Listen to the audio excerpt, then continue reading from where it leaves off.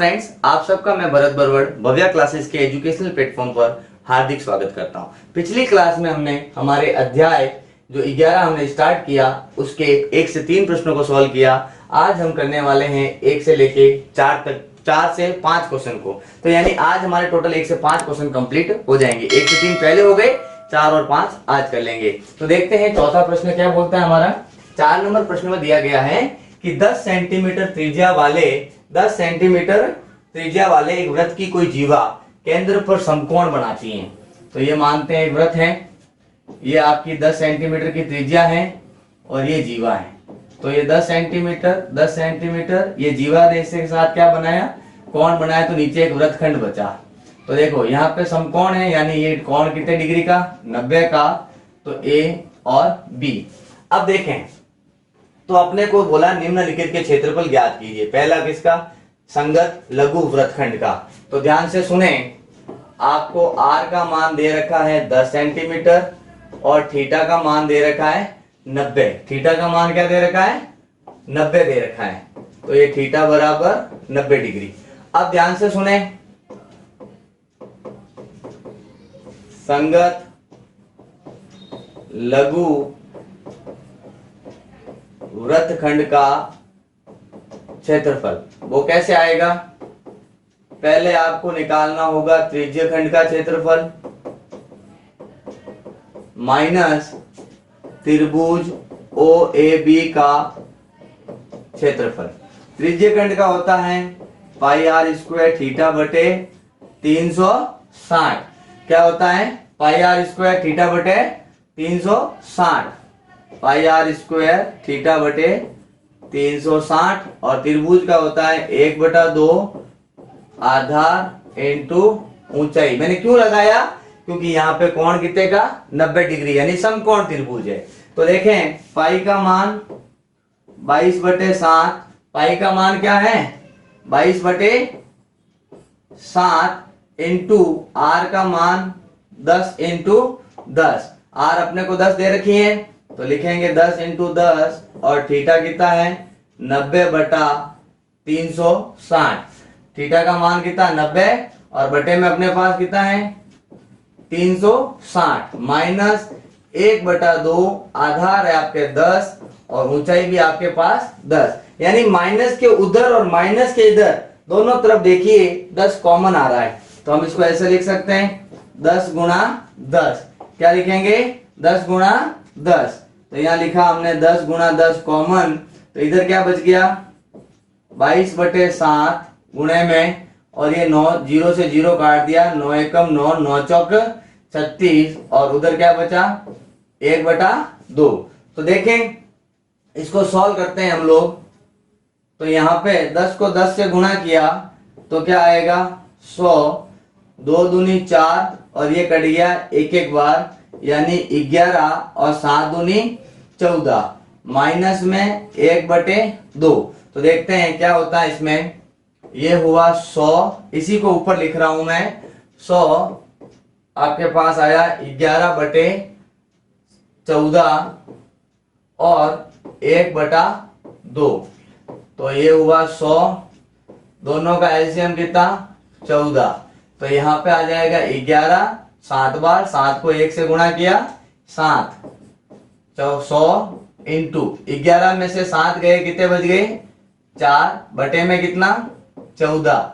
2 आप काट दीजिए, 2 दूनी 4, 2 साते 14। तो 2 को 100 से गुणा किया, कितना आया 200 बटे में 7, भाग दीजिए 7 एकम 7, 7 दूनी 14, पीछे कितने बच गए 6, यानी हो गया 7, 7 8 56, पीछे बच गया 4, पॉइंट लगाओ 0, तो 7 5 35। यही आपका क्या होगा, इस लघु वृत्तखंड का क्षेत्रफल हो जाएगा। तो यहाँ पे हमें पहले सवाल में लघु वृत्तखंड पूछा था, हमने यहाँ पे लघु वृत्तखंड का क्षेत्रफल लिखा। मैंने आपको जब इंट्रोडक्शन समझाया था तो यहाँ पे मैंने त्रिभुज के क्षेत्रफल में कुछ भी नहीं लिखा। क्यों, अकॉर्डिंग टू क्वेश्चन जैसा त्रिभुज होगा वैसा ही सूत्र यहाँ पे लगता है। तो बड़े हमारे अगले प्रश्न में, देखिए क्या बोलता है अगला प्रश्न, सवाल सेम है। संगत दीर्घ त्रिज्यखंड का क्षेत्रफल ज्ञात करना है। यानी ये वृत्त है, ये आपका 10 और ये भी क्या 10। यहां आपको दे रखा था 90, तो ये इधर वाला कितना होगा कोण देखते हैं। और ऊपर वाले का आपको क्या करना है, ये तो है लघु त्रिज्यखंड और ये आपका क्या है दीर्घ त्रिज्यखंड, तो इसका क्षेत्रफल अपने को ज्ञात करना है। तो देखो r बराबर कितना 10 सेंटीमीटर और थीटा का मान दे रखा है 360 माइनस 90, यानी 10 में 0 के 0, 16 में से 9 गया 7 और 270। ऊपर वाला कितना 270 और नीचे वाला कितना 90, दोनों थीटा हो गए अपने पास। अब हमसे पूछा है त्रिज्यखंड कौन सा, दीर्घ वाला, तो दीर्घ त्रिज्यखंड का क्षेत्रफल सूत्र होता है पाई आर स्क्वायर थीटा बटे 360। अब देखो पाई का मान हमें प्रश्न में दे रखा है 3.14 रखना है, तो हमने रख दिया। इनटू में आर का मान 10 इंटू 10 और थीटा का मान 270 बटे में कितना 360।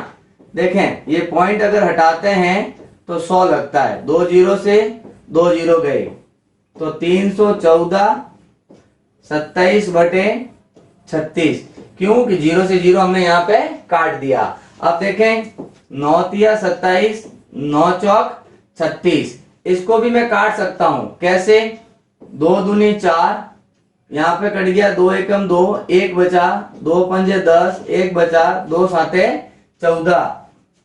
तो देखो 157 गुणा 3 बटे में 2, तीनों साते 21 का 1 हासिल के 2, तीनों पंजे 15, 15 और 2 17, हासिल क्या बच गया 1, 3 एकम 3, 3 और 1 4 बटे में क्या है 2। तो ध्यान से सुने, 2 दूनी 4, 7 है तो 2 तिया 6, 1 बच गया, हो गए 11, 2 पंजे 10, फिर से 1 बच गया, तो यानी पॉइंट लगाते ही वो 1 बदल जाएगा किसमें 10 में, तो 2 पंजे 10, यही आपका क्या होगा इसका दीर्घ त्रिज्यखंड का क्षेत्रफल हो जाएगा। तो हमने हमारे दोनों प्रश्नों को किया। अब हम करेंगे हमारा अगला प्रश्न, तब तक आप इसका स्क्रीनशॉट लीजिए। फिर हम देखते हैं हमारा अगला प्रश्न क्या कहता है। पांचवा प्रश्न, 4 में 2 प्रश्न थे। आप देखें त्रिज्या 21 सेंटीमीटर वाले वृत्त का एक चाप, केंद्र पर 60 डिग्री का कोण। तो आपको क्या इंफॉर्मेशन दी, एक तो त्रिज्या 21 और एक केंद्र पे कोण कितना 60। तो यहां पे हम डिजाइन बनाए, ये सर्कल, ये आपका केंद्र पे कोण कितने डिग्री का है, केंद्र पे आपको कोण दिया कितने डिग्री का 60 डिग्री का, और त्रिज्या कितनी दे रखी है 21 की। अब आपसे क्या पूछा, पहला सवाल चाप की लंबाई। मैंने आपको बताया था चाप की लंबाई क्या होती है, यहां से लेके यहां तक की दूरी को क्या बोलते हैं चाप। तो देखें चाप की लंबाई का सूत्र आपको मैंने बता रखा है, क्या होता है, पहली बात त्रिज्या दे रखी है 21 सेंटीमीटर और थीटा का मान दे रखा है कितना 60।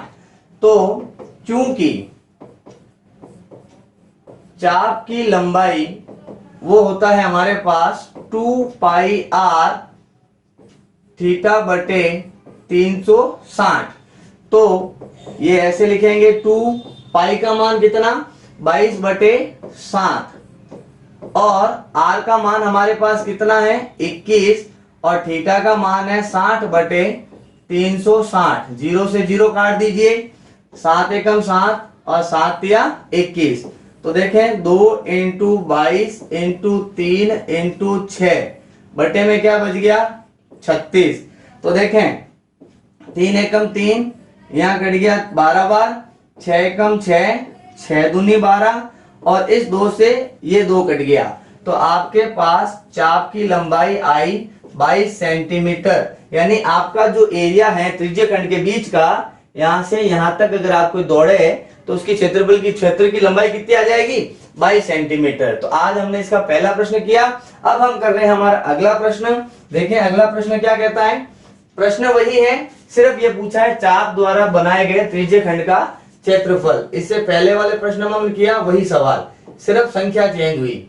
यहाँ पे कितना हो गया 21 21 और यहाँ थीटा का मान कितना 60। आपसे पूछा त्रिज्यखंड का, यानी ये वाला हिस्सा आपको क्या करना है ज्ञात करना है। तो देखें कैसे होगा, आर बराबर कितना 21 सेंटीमीटर और थीटा बराबर कितना 60 सेंटीमीटर 60 डिग्री। तो देखें त्रिज्य खंड का क्षेत्रफल क्या होता है सूत्र, पाई आर स्क्वायर थीटा बटे 360। तो ये पाई का मान 22/7, आर का मान 21 गुणा 21, थीटा का मान 60/360। 0 से 0 काट दीजिए, 7 एकम 7, 7 या 21, तो हुआ 22 इंटू 3 इंटू 21 इंटू 6 बटे में कितना 360 में से 0 कट गया 60, 36 बचा। अब देखें 6 एकम 6, 6 छंग 36, 6 कट जाएगा 2 बार 3 के पाड़े से, 3 एकम 3, 3 दूनी 6, अब 2 एकम 2 और ये कट गया 11 बार। तो हमारे पास क्या बचा 11 इंटू 21। तो देखें 11 एकम 11 का 1 हासिल का 1, 11 दूनी 22, 22 और 1 23।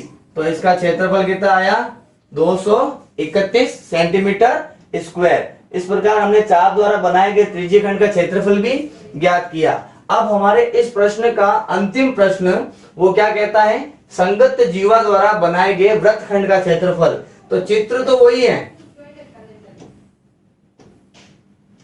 0 यानी कि O, यहां आपको दे रखा है 21 21। अब ये जीवा यहां अपने को कौन दे रखा है कितना 60। अब ये हिस्सा पूछा है आपसे नीचे वाला लघु वृत्तखंड। तो देखिए क्या होगा, आर का मान 21 सेंटीमीटर, थीटा का मान 60। अब वृत्तखंड का क्षेत्रफल जो लघु वृत्तखंड है उसका क्षेत्रफल, सूत्र क्या होता है, त्रिज्य खंड का क्षेत्रफल माइनस त्रिभुज OAB का क्षेत्रफल।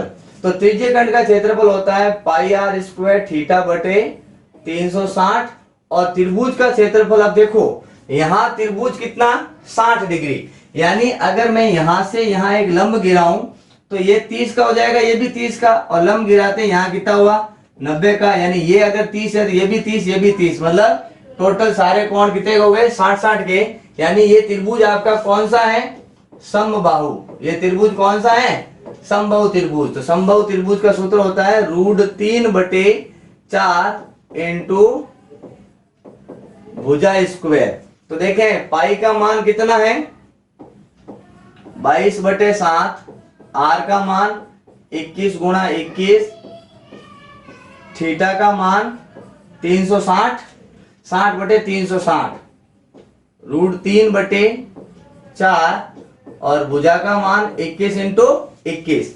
तो देखें माइनस के उधर और माइनस के इधर ये आपके पास जो दे रखा है, माइनस के उधर क्या है 21 इंटू 21, यहाँ पे भी 21 इंटू 21। तो ये अपन क्या कर सकते हैं यहाँ पे कॉमन ले सकते हैं। तो 21 इंटू 21 कॉमन लिया तो यहाँ बचेगा 22/7, इसको काट दीजिए 6 से, तो 6 एकम 6, 6 छंग 36, उधर क्या बचेगा √3/4। देखें 2 तिया 6, 2 के पार से कट गया 11 बार, 21 को 21 से गुणा किया 441 स्क्वायर है, 11 को 1 से गुणा किया 11 बटे में कितना 7 तिया 21 माइनस कितना √3/4।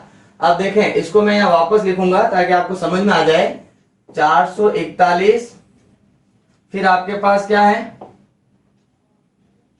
ब्रैकेट में 11/21 माइनस √3/4। तो देखें 441 तो बाहर है, इसका एलसीएम कितना आएगा, एलसीएम 4 एकम 4, 4 दूनी 8, 84, 21 का भाग 84 में दिया 4 बार, ऊपर 11, 4 का भाग 84 में दिया 21 बार, ऊपर कितना √3। तो 441, 11 को इससे गुणा किया 44 माइनस इसको इससे गुणा किया 21 √3 बटे में कितना 84।